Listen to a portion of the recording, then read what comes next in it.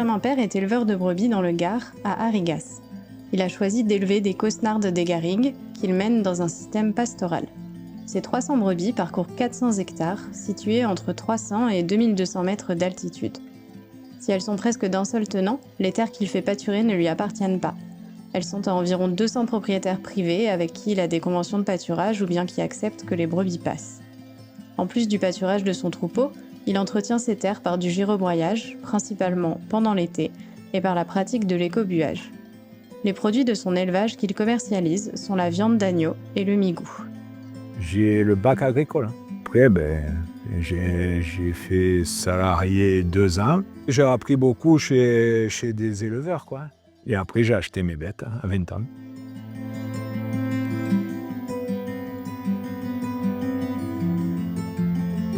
Le 1er septembre, je descends de l'estive. Je fais annihiler mes brebis. Jusqu'au 10 janvier à peu près. Je reste à Arrigas et aux alentours. Après, 10 janvier, je sèvre les agnelles, c'est-à-dire que je les laisse dedans pendant 3 semaines. Du coup, je descends toutes les mers, je les descends à la bergerie intermédiaire là-bas. Là, je vais dans les bois, je vais là-bas pendant 3 semaines. Un soir, je monte, je les laisse dormir, je mélange les agnelles et puis je descends tout le monde ici. En général, c'est entre le 1er février, quoi, aux alentours, entre le 1er et le 10. Et après, je reste ici jusqu'au 10 avril, 10-15 avril. Dès que les pommiers sont en fleurs, je pars des vergers, je n'y vais plus. Et je remonte ici. Là-bas, je laisse les quelques prairies de fauche que j'ai, je les laisse pousser. Et ici, c'est quartier libre jusqu'au 15 juin. L'été, les brebis sont en estive et comme ça, je fauche et je fais le soin. Du site d'Arrigas jusqu'au site de Bréau, j'ai 6 heures de marche avec le troupeau. De Arrigas jusqu'au Lopi, pour monter en estive, j'ai à peu près 6 ou 7 heures peut-être. J'ai voulu avoir une exploitation pastorale, quoi, parce que déjà je suis parti de rien.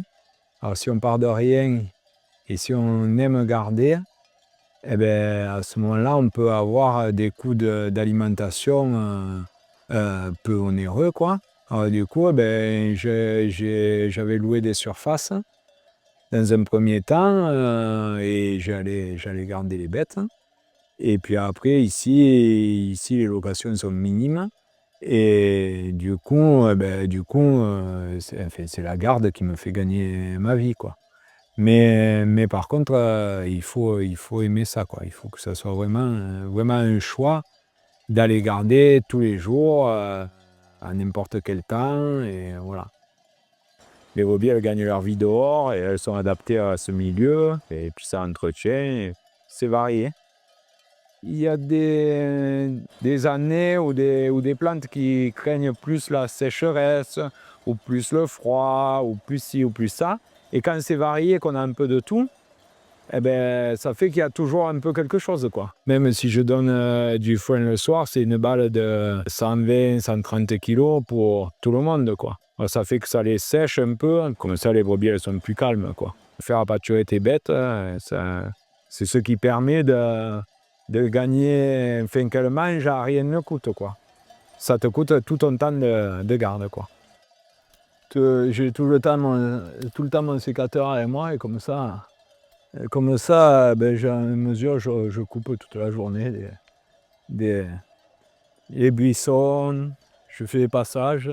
Voilà. Là, quand je suis arrivé, tous ces chemins, ils n'y étaient pas, quoi. Et là, tu vois, en passant, là, ça fait le passage des brebis, moi qui coupe un peu, hop, tu as des bons passages après. Là, c'était tout fermé, là. Ça fait qu'en fait, je brûle pas pour le plaisir de brûler. Je brûle pour entretenir et pour réouvrir. Puis j'avais travaillé chez deux éleveurs là sur Viol-le-Fort qui avaient des cosnardes et ça me convenait comme bête et comme système. Elle est bien blanche, elle est élégante. Elles ont ce truc-là de marcher parce qu'elles étaient dans les garrigues en bas. Dans le système de Benjamin, ces brebis dorment en bergerie tous les soirs ou bien en parc lorsqu'elles sont en estive, mais elles sortent tous les jours de quelques heures à toute la journée pour trouver leur alimentation dehors. À certains moments de l'année, lorsque Benjamin estime que c'est nécessaire, il leur apporte aussi un peu de foin et quelques compléments. Le pâturage sur la ferme est découpé en 4 grandes zones sur lesquelles il amène son troupeau à pied, à des périodes différentes de l'année, en fonction de la végétation qui est disponible et des besoins des brebis.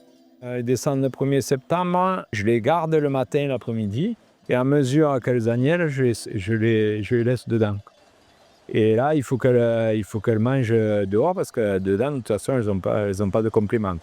Alors ça fait que là, elles mangent des feuilles, elles mangent un peu de repousse qu'il y a eu là, un peu de regain, quoi, mais c'est minime. Et après, je les mélange aux agnelles. Et après, je les fais manger dehors, je fais un parcours, je les fais manger dehors. Là, c'est le début de la... Les châtaignes commencent à tomber, du coup, elles mangent des châtaignes, elles mangent de l'herbe. Normalement, à l'automne, là, il y a de l'herbe d'automne, quoi, qui a poussé. Et si des fois, je vois que c'est une année un peu compliquée, eh ben, je leur donne un petit peu de foin en complément. Mi-novembre, je vends les agneaux. Le foin, moi, j'en achète j'en achète de bonne qualité pour la lactation. Voilà, il faut donner un complément azoté et un peu d'énergie aussi pour qu'elles maintiennent leur état corporel, quoi. Ou en tout cas qu'elles ne le perdent pas trop. En général, là, le tanne bien là, jusqu'à au mois de décembre. Après, quand je descends, elles ont vraiment tout mangé, quoi, comme il faut. L'hiver, ici, c'est trop froid. Alors, je descends plus bas. Je reste en bas. Et puis, du 1er février jusqu'au début avril, je sèvre les agnelles début janvier. Et les brebis, je les descends en bas de la commune, au pont d'Arc. Et là, c'est essentiellement des châtaigniers, quoi. Elles en mangent jusqu'au mois de février. Et ça, c'est bon, ça les engraisse, quoi. Et tout l'hiver, je donne du foin que je produis. Juste pour qu'elles ruminent. Il n'a pas une grande valeur, mais pour les brebis à l'entretien, ça va très bien, quoi. Ce que tu filmais, la pile se genêt, là, c'était l'idéal. Parce qu'il y a quand même des tiges assez longues qui paraissent, bon, même si elles sont un peu raides, là, elles paraissent un peu tendres. Hein. Elles le coupent, c'est un petit délice. Je les sors une fois par jour l'hiver. Le matin, par exemple, en ce moment, le matin, souvent, il y a de la rosée, il y a de la gelée blanche, il y a tout ça. Et je préfère que l'herbe soit sèche et du coup, elle la mange bien. Si tu les sors que l'herbe est mouillée, elles vont le piétiner, elles vont pas... Voilà. Et après, le printemps et l'automne et l'été, elles sortent toute la journée. Voilà. J'ai une zone boisée où il y a des châtaigniers et une zone, il y a des pommiers, il y a des vergers où il y a de la prairie.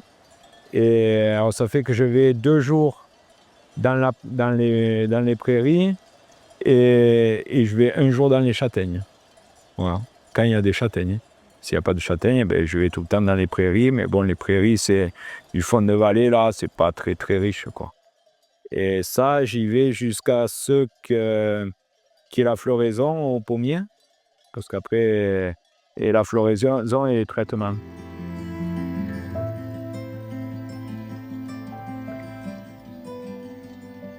Au menu, elles vont essayer de prendre d'abord les petites légumineuses qui vont sortir là. Après, elles vont prendre l'herbe taillante. Puis après, elles finiront là autour de la bergerie ce soir avec de l'herbe de pré un peu. Là, au mois de mai, c'est au milieu de cette herbe taillante, il y a la bonne herbe qui pousse. Il y a des légumineuses là qui poussent là, voilà, comme ça. Après, il y a de l'engraisse mouton. La ronce, quand elle est comme ça, là, quand elle est jeune aussi, elle la mange hein, aussi. Ça, elle le mange. Hein. Ça, c'est les glantiers, là, quand il est petit. Là, comme là, je suis remonté d'en bas le 13 ou le 12 avril. J'ai commencé à faire manger les prés au fond de la commune, là-bas. Comme ça, hop, je fais manger les prés au fond. Et à mesure, hop, je monte. Et là, après, petit à petit, je vais monter jusqu'à arriver à la crête. Avant, je les laissais là-haut sur la crête. Je les laissais, maintenant, depuis qu'il y a le loup, même si c'est tard, ben, je vais les chercher. Ça fait qu'il me faut aller les chercher. Je mets 1 heure pour monter à pied. Des fois, je les lâche. Je les vois de la maison. Je travaille à la maison, je les vois avec mes jumelles, je les surveille. Et par contre, le soir ben, je fais 1 heure de marche. Je vais les chercher, je les redescends pour les enfermer. pour pas que le loup me les bouffe. C'est pour ça que j'ai mis la naisse et le patou. Voilà, les deux. Après on verra si... Et la présence, je suis tout le temps présent.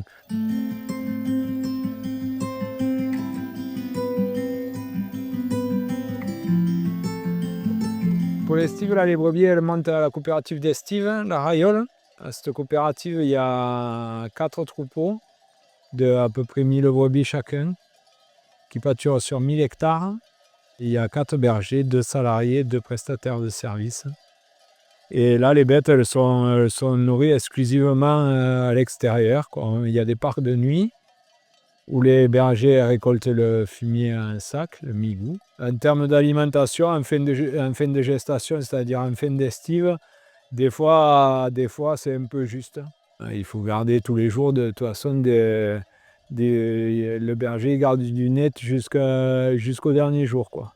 Le net, c'est un endroit où elles ne sont jamais passées, quoi. Puis après, elles repassent sur les morceaux pour rentrer à la cabane, pour les morceaux où il est déjà passé, quoi. L'été, les brebis sont en estive et ça c'est essentiel là, pour moi. L'été, je prends plus le temps de vivre, quoi. Je ne suis pas dépendant des brebis. La vente directe, franchement, là, c'est ce qu'il y a de mieux, hein, c'est le plus épanouissant, hein, parce qu'on fait naître les agneaux, on les engraisse, on fait toute la boucle, quoi. C'est question. Et puis bon, les gens sont contents, tout le monde, j'ai jamais eu un mauvais retour, ça crée du contact, du lien, les gens, on leur explique le travail aussi, puis c'est gratifiant. La commercialisation jusqu'à fin 2024, j'avais la moitié des agneaux qui étaient vendus petits, la moitié qui étaient vendus en vente directe. Et la dernière, 2024, quand j'ai fait mes comptes, en fait, je m'y suis pas retrouvé. Ça faisait une grosse charge de travail, de gasoil, d'abattage, énormément de frais d'abattage, des coupes de mise sous vide. Et donc, déjà, c'était un peu juste. Je ne voulais pas augmenter trop mes tarifs pour mes clients, quoi, parce que je voulais faire de la bonne viande, moins chère que dans le commerce, quoi. Et en plus de ça, les cours des petits agneaux ont augmenté. Ça fait que je ne m'y retrouvais plus et ça fait que cette année, j'ai arrêté la vente directe. J'ai tout fait passer dans l'exploitation, hein. Mis à part l'exploitation, j'ai 0 dépense, quoi, hein. Après, je fais pas d'extra, hein. Et bon, j'ai des crédits, hein, mais j'arrive à les rembourser, quoi. Et puis après, plus ça ira, plus j'aménagerai de façon à travailler dans de bonnes conditions, quoi, hein. Ce que j'ai là, ce que j'ai. Voilà, ça aura été le travail d'une vie.